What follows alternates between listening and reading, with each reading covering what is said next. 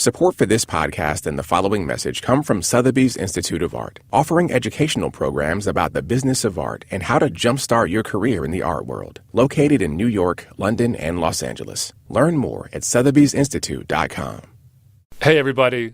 Just to let you know, this podcast may contain some adult or possibly offensive language. No nudity, though. Unless you're thinking about naked people. I make sure that I get the 5 doctors in every day. A little Dr. Sun, a little Dr. Nutrition, make sure I'm eating right and drinking a lot of water. What about Dr. Love? Dr. Dr. Love is on vacation. Dr. Love tired.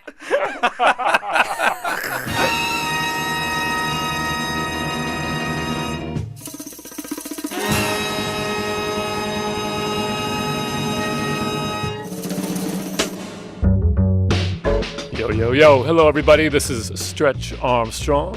Y me llamo Bobbito Garcia, a.k.a. Tito Frio Amor. Welcome to Season 2 of What's Good with Stretch and Bobbito, your source for untold stories and uncovered truths from movers and shakers around the world. We are talking art, music, film, and sometimes sports. And everything in between. That's right. Yo, B, it feels good to be back in the studio. My man. Yeah, it's been a couple months. It's good. Can I say it's good to be home? No, for sure. NPR is our new home. That's right. They're never going to turn their back on us, and we're going to be doing this for the next 15, 20 years. Can I put that in the universe? Put it out there. All right. Man, it is great to be back. Bob, you have been redunculously busy since Season 1 ended. Yeah, I mean, I put out my third film, Rock Rubber 45s. Thank you, which I have to applaud you for being so supportive. A tour de force. But Stretch, the same could be said for you. You put out a book. You've been touring the world. I feel like you have exponentially been DJing a lot more. Central Park Summer Stage. You did. What DJ does Central Park Summer Stage as a headliner in the same season? There were a lot of years when I never got invited to Summer Stage. Yeah, so I'm trying to make up. So we're going to start this second season with a banger of an interview.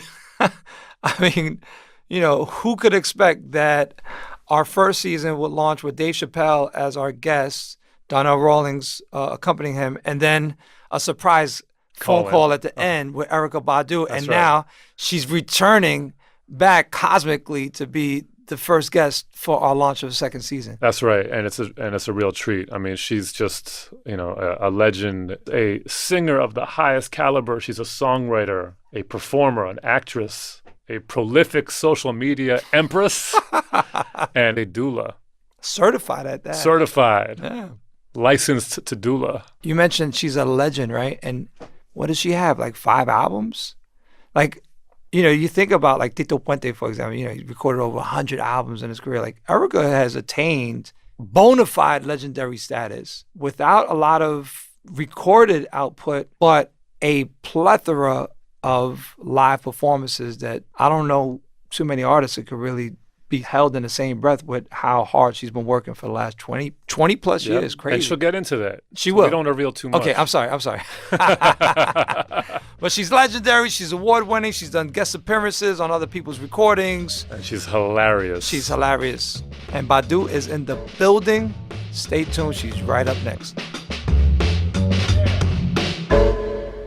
The following message comes from NPR sponsor, the Lagunitas Brewing Company. In addition to brewing beer, Lagunitas helps nonprofits with fundraising. Chief Cultural Officer Ron Lindenbush says every cause they support is central to the Lagunitas philosophy.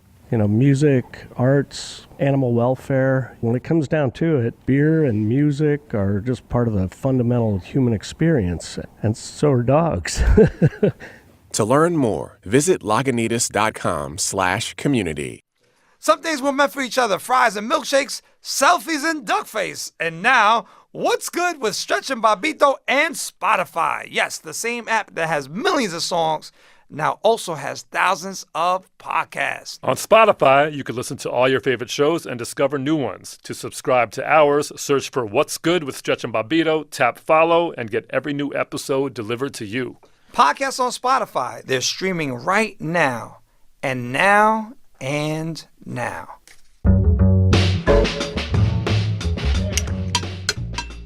Who's playing the who's drums? playing the spoons?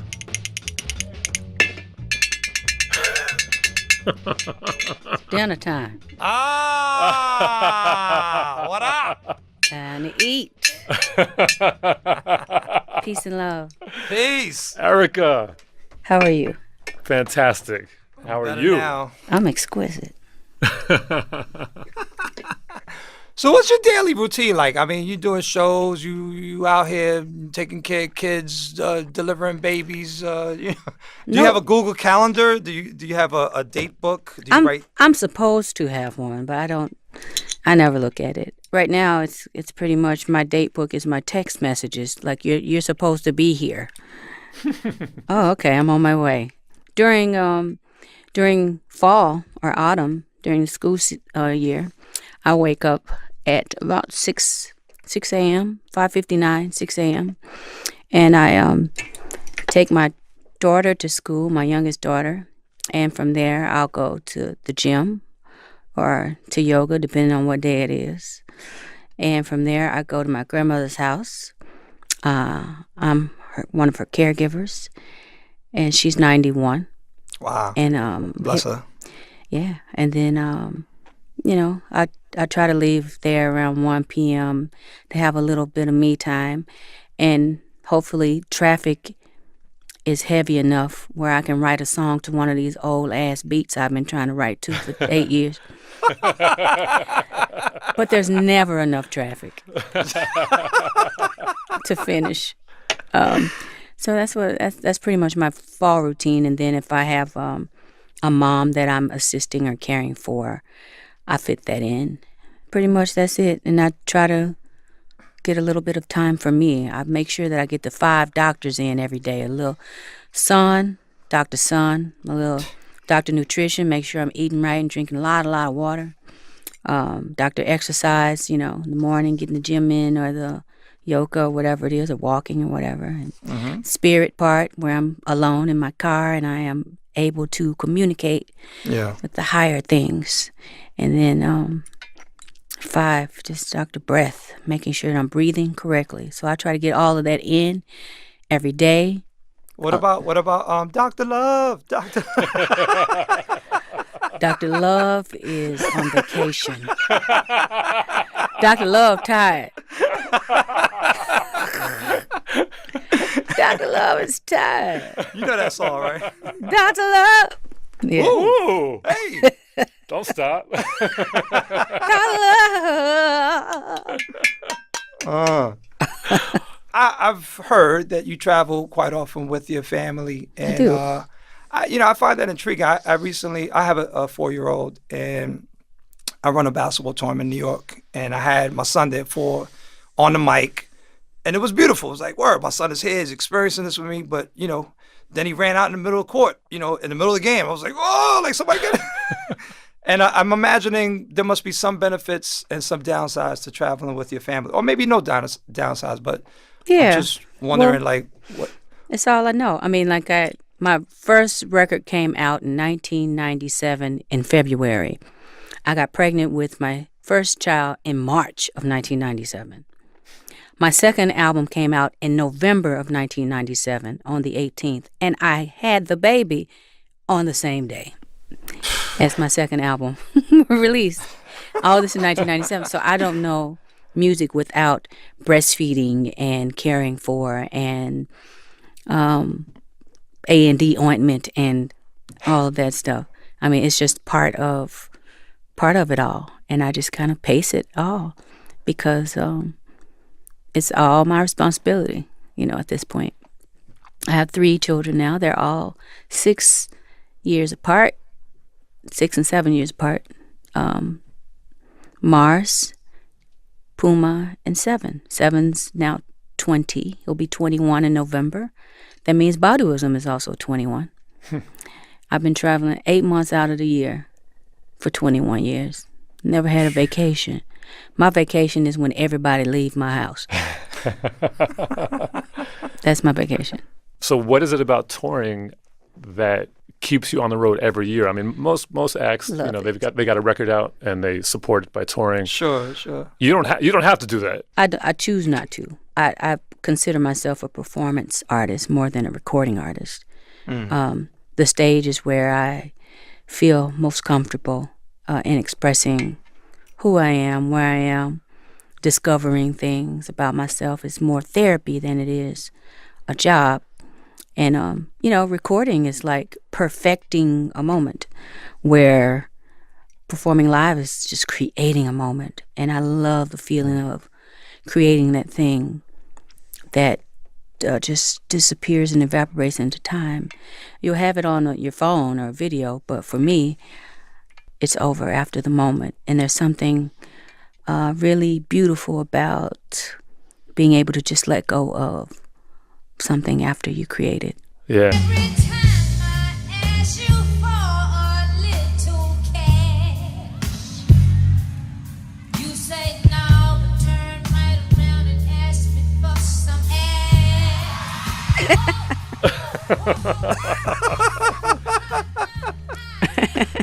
Wow, that's like the Erykah Badu church right there. Right, church. It was all freestyle. I just made it all up as I went. Oh, word? Yeah, and they caught it on tape in D.C. and it was on the radio the next day and it went viral. That's how it happened. There was no internet or anything like that. So I did not know that. Wow. right. So they caught the live performance. After the live performance, I went in the studio and actually recorded it. And I didn't remember all of the things, so it's a little different on the recorded version. But it was all in the moment. That's the beauty of live performance, and Sure. that's one of the amazing moments where it was caught on tape. I didn't know how ridiculously funny you were until I saw you live. And in between songs is as entertaining as the music. And I'm just curious, like, where does your humor come from? My family, it's our coping mechanism. It's the way we get on with time and life, tragedy. Everything is funny to us. And I also feel like the world is a private joke between me and God. Everything's funny to me. I guess it's just, one of the things that I am, one of the ways I express who I am. And I don't have the most popular opinion. So a lot of times the humor can be misunderstood or took for something else, but I don't care. I mean, only thing I apologize for is that you don't understand what I'm saying. I love to laugh. I love to be tickled. It feels very, really, really good. Inside, the tickly feeling. It's just great. I love to feel like I have to hold my nose in class so the teacher won't see me laughing. I like laughing that hard. And I like laughing to tears. I like laughing till my tummy hurts. I like laughing till I'm mad. Like, when somebody's tickling you and you don't really want to laugh. I like laughing like that. I like spitting my water out, How often does that happen? All the time. Oh, you're lucky. You ever gonna do stand-up comedy? I'm reading that you used to work at Steve Harvey's comedy club. You've been on tour with Dave Chappelle. Like, what's up? Like, oh, well, yeah, I want to. You want to be a stand-up comic? I mean, Michael Blackson always says, okay, when you come to LA this time, you're gonna go on stage. Just do it. And just go do it and see. Just go see. Try. So we'll see. Let's see if that's my thing. One of my things. Could be. All right. Could be not. We could be. we're see. ready to be your first audience right now. Come on. Mushroom walks into a bar. Bartender says, "Fuck out of here. We don't serve mushroom in here." Mushroom says, "Why not? I'm a fun guy." But One more. Okay, go for it. So there was a little boy and a little girl. They were, no, I already messed it up. I don't know. I'll try it at some point. I'll try it. Who's the funniest cat you think out there, period, ever? My mother. Word? Yeah, my mother is funnier than anybody I know. She's a mixture between Rich Pryor, Red Fox, Martin Lawrence. Like she got snaps or she got stories? Robin Harris. Just the way she is. Just her everyday walking around, doing nothing. Just walking. She walk funny. She talk funny. she snap her head around at you when she look at you funny. She come back quick on your ass funny. She, she's hilarious. So clearly that's Right down my humor. You're like the 2.0 of your mom, I guess. I'm an improvement on her design. Yes. We don't be telling no jokes. It's just we just funny. Yeah. We just be saying shit that's funny. Right. And it just be funny. Yeah, I was talking to my boy Skin in Dallas. Mm-hmm. He was in your group. Cannabinoids. For a hot second. He's my dude. I've known him for a minute. And he was telling me your nickname back in the day was Apples. Yeah, it was Apples. All the kids called me that. From 5th grade to 12th grade. How did that come about? I don't know. I think Prince had this movie that came out, Purple Rain, and there was a lady, Apollonia, and I was like a really Prince fanatic, and that was my like short name for Apollonia, Apples.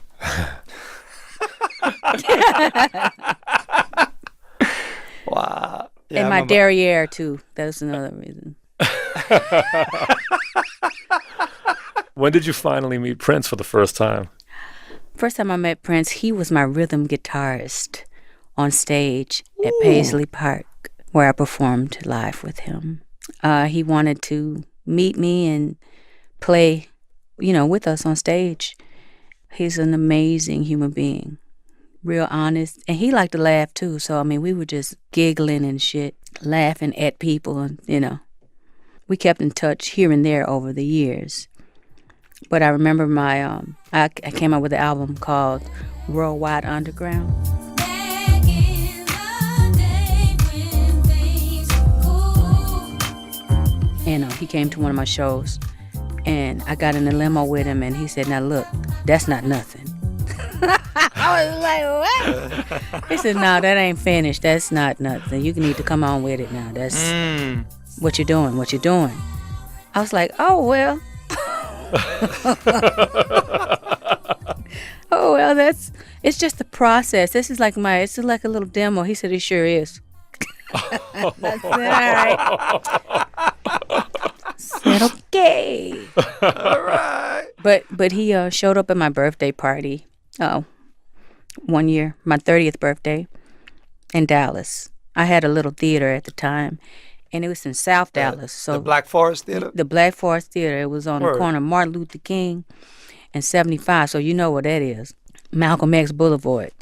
And I can't believe Prince was in our neighborhood, And he got to the theater, and his assistant set up his little area before he got there, velveted out and swept out, sprayed. What you mean sprayed? Sprayed some spray, they got it together. Purple paint. Purple glitter. And he got the area all together, and he came to the show. And then he got on stage and performed till 4 a.m. I was just honored. And he was genuine, and he genuinely liked me. And other than talking about that music from the album Worldwide Underground, which he did not care for too much, we really didn't talk about music too much. We just kind of talked about life. And you were pregnant at the time, correct? Not at that time. No. Oh, okay. I wasn't pregnant yet. Maybe. No. One of those rare moments you weren't pregnant. I was pregnant one time when I went on stage with Prince when he did a show in an arena. I was pregnant that time. Mm. But that's why they call me Fat Belly Bella, because they never know when I'm gonna be pregnant. Well, I live in Crown Heights right now with my wife, and she has had the thought from time to time of studying to become a doula, and she had mentioned Queen Afua, who is a holistic health sort of spiritual healer, advisor, and she lives right down a block from us, and and my wife mentioned, she was like, "Yo, that's where Erykah studied to become a doula." I was like, "What?" Yeah, actually, I didn't study to become a doula there. She's a holistic health practitioner, counselor, nutritionist, healer of all sorts. She's a seer. She's all kinds of things. I studied under her through becoming friends with her son. And she kind of became my godmother. And I went through a program with her called Sacred Woman. And your wife would really love it. It's kind of like where we get to comprise and create our own program of eating, praying, living, respecting ourselves and our bodies, and creating boundaries for ourselves. It's that kind of thing, and all young women would really benefit from it because it's a very structured, beautiful program, and it kind of helps you to awaken to your true beauty and how it connects with the all and everything. And that's what I learned from Queen Afua, among many, many other things. I became a doula a little later. And how does one go about getting Erykah Badu to be their doula? I do it free of charge. I don't charge anything for any of my healing techniques. I connect with people. Some are relatives. Some are people I've met in the industry. There's a model named Slick Woods who I'm assisting. You know, when I have time, I can only take 2 mothers per year. You know, there's 9 months in the process. So I wish I could do more. It's just random how it happens. Mm-hmm. There's no system to it. You know, I don't know how public you are with your spirituality, but just curious, I mean, if there's some way of you defining what spirituality is for you, how would you do that? I've read a lot of things because when I got here, there were all these, you know, when I say got here, I mean when I was born, there were already all these theories already in place for me to just pick one. And they're all so nice.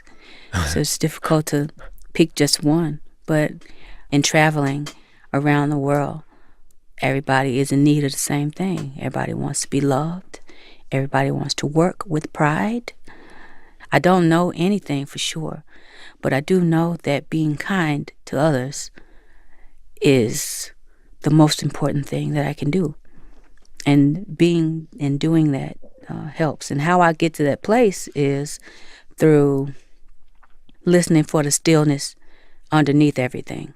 The stillness is the closest thing to what love is or what God is. You mentioned that the concept of stillness, but you also, evoke the mindset of being woke. Mm-hmm. You're an empath. And so you're absorbing a lot of energy, positive as well as negative, on a constant basis. Mm-hmm. So how does one maintain still, and how does one maintain being woke in a parallel universe? In the cognitive dissonance of things. Cognitive dissonance is just kind of like you got one foot over on meditation and doing the right thing all the time, and the other foot is in the world of reacting to everything that's going on around you. Accepting that someone says something negative about you and being able to feel, on your timeline, somebody says something negative, you can kind of say, okay, something wrong with them. Nothing wrong with me. And you can kind of rationalize that kind of stuff. So I kind of try to live between the rational and emotional, right in between. Not too far left, not too far right, not too far woke, not too far asleep. Right in between. So that makes me the observer. When you're right in between, you kind of can zoom out and you can observe yourself in the situations that you're in. Erykah, I've never asked anyone this question before, but have you ever had an out-of-body experience?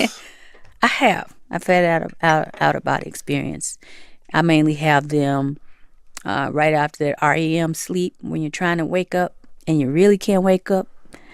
And I hear this buzzing in my head, and then my eyes are slightly open. Y'all know what I'm talking about? That moment. Uh-huh. And, happens to me every night. Not that kind of buzzing. But like there's that moment, and I used to have it all the time when I was a child. I would be horrified. I'd be terrified, and I would just start praying to everything. I didn't even believe in all of the stuff. Jesus, Buddha, everybody, somebody, everybody, just in case. Help me. But one night I decided not to fight it, and I woke up on the other side. I could see my own body. I floated away from it, and I was, it was my house, and I was looking around the house. I went outside, and the grass was really green and tall, and it was nighttime. And then I floated back inside, and I sat in a chair. I wasn't really sitting down. I kind of was by a chair or hovering over a chair. And then I couldn't wake up.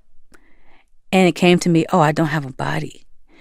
So I had to float back into the room, and it was terrifying to see my own body laying there. So I turned backwards and floated backwards back into my body, and I woke up. Wow. Do your children have the same ability? My middle daughter has told me that she's experienced the can't wake up and trying really hard, the paralysis, the sleep paralysis. She's mentioned that, but she hadn't went any further than that. She's 14. Yeah. So I don't interfere or try to explain what it is. I want them to discover, all these things for themselves. What do you draw from your children that's informing you in a way that's most helpful to what you're trying to accomplish as an artist and beyond? Oh my gosh, so much. We talk about this all the time. Mm-hmm. When I see my son or daughter do something a bit more evolved than my thinking, I'm just so amazed and pleased. And people around me remind me, well, that's you. You're like that. And I'm not aware that I am evolved in my thinking in those kind of ways. Like, for example, my son has a look on his face all the time.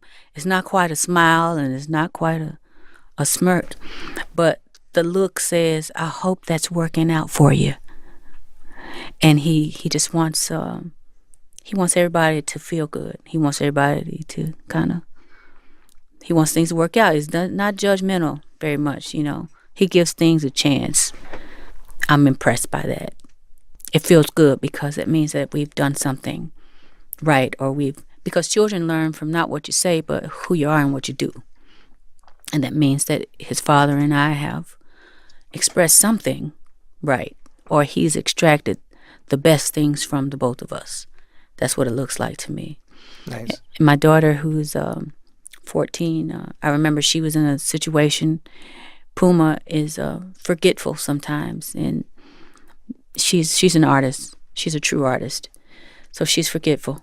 And she's in a group. At one point, they were doing a project, and one of the students told her, "Look, you're gonna have to, focus and get on point because we don't want to make a bad grade because you're in our group." And it really hurt Puma because she's not doing it, to hurt anyone. It's just the way her mind is. Yeah. And she came home and she told me, and I was very upset. And I said, "Well, she's not a good leader, is she?" And Puma said, "No, she's an amazing leader. She just wasn't a good leader today." And I was like, "Oh, okay." She's able to see that even through being hurt from a person. Yeah. And they are incredible people. One more thing, my youngest, Mars, who is my favorite. I'm not supposed to say that. But the other kids know. She gets more on her plate. She gets all she got to do is wake up and play and sing and eat. Leave her alone. Don't say nothing to her. Give her a piece. Give it to her. Yeah. She's funny. Mars is the Richard Pryor. She's the only one out of all of them that cusses. Wait, how old is she? Because the other ones she's 9. The other ones have heard curse words and everything, but they know this is an adult thing. Mars doesn't care. She's Jay Electronica's child. Okay. So she's a very, very critical thinker. And she was about 4, and I told her, we were bathing her, and she was like, "Well, what do you call it? What's the name of it?" And I said, "Vagina. It's called vagina." And she said, "Vagina, okay." I said, "Yes, vagina, and it's the most important thing on the planet."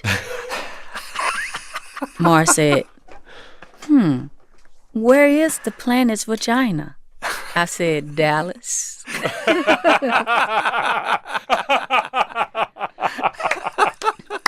Me and Mars are a good team. She's really smart and she's funny, but I learned a lot from all of them. Nice. They are awesome reflections. So, Erykah, there was a recent controversy over some things you said in a Vulture article about some controversial figures like Farrakhan and Bill Cosby and Adolf Hitler. Perhaps some of your words were taken out of context, but I'm wondering, in the wake of that, has that made you a more cautious person? So a little bit more cautious.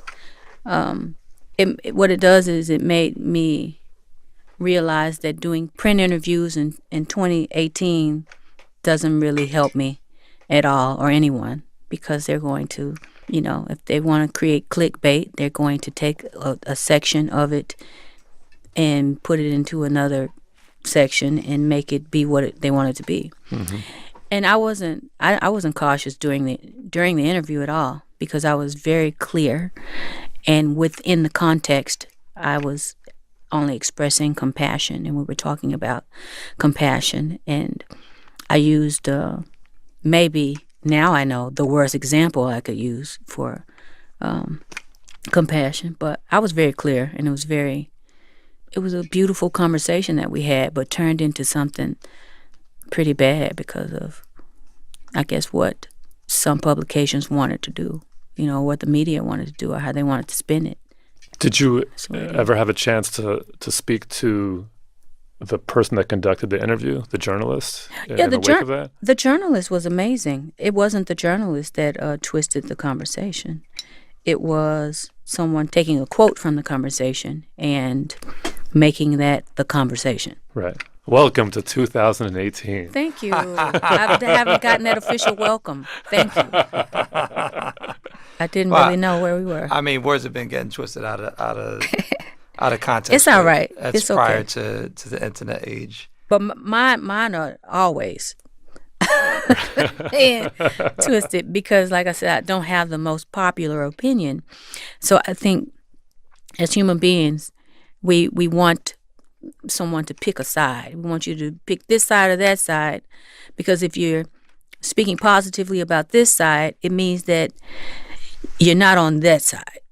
So they want you to pick a side. There has to be a villain, and because I don't do that, because I'm observing everything and trying to be a voice just for the whole, it's confusing, to some people. And to some people, it's not confusing. They just want to misunderstand, Or, Yeah. And it's all right. I realize that, it's been some time since your last studio recorded album, but since you're so prolific on the road, doing different things, improvising, and having guest appearances on stage, like, why not a studio? I mean, another concert album? Is that on the horizon? That's a great idea. I'm going to do you. that. I'm going to do that. 10%, homegirl. I got you. Not 10, but we can do something. Get a shout out. Get a shout out. in non-existent liner notes. I mean, I put your ad on my tweets. I'll follow you. I'll start following you. Word. All right, cool. I appreciate that. But in terms of the recorded space, what potentially is on the horizon from Erykah Badu in terms of singing? Because we know you got 80,000 projects outside of that. Yeah, you know what? It's as an artist, things have to happen organically for me. And if I'm not really feeling or I don't have anything to say, I can't really write anything. There's no writing team. So how I'm expressing myself artistically right now is through visuals. I haven't been needing words to express how I feel for the past few years. I've been using the frequency of the eyes, So I've been making these little visuals on Instagram. It kind of expresses where I am in colors and in tones and movement. Don't know why it's that way, but I guess musically I'm just uploading right now. Erykah, we've been talking a lot. I think let's take a little break and we can vibe. We'll be back with the impression session. Planning planning a transportation vacation with kids this summer? Well, remember to pack the wow in the world. I'm Mindy Thomas, and together with my buddy Guy Raz, we've got over 60 episodes for your family road trip adventures. New scientific discoveries in knuckle cracking, exploding ants, and burping black holes. Find Wow in the World wherever you get your podcasts. The star and director of a groundbreaking new film have different ideas about who it represents. Is it an Asian American film? No. Yes. John Cho and Anish Chaganty on their new movie Searching, this week on It's Been a Minute from NPR. You know what that means? What does it mean, Stretch? That means it's time for the impression session. Word. Here's how it works. We play a track, Erykah. Okay. And you react. Simple as that. Okay. Cool? Okay. Actually, you were part of our impression session when you dropped in on Dave Chappelle. Okay. Yeah, and you kind of like played me when I played my regular. It's okay. I'm sorry. It's all good. We have I feel like our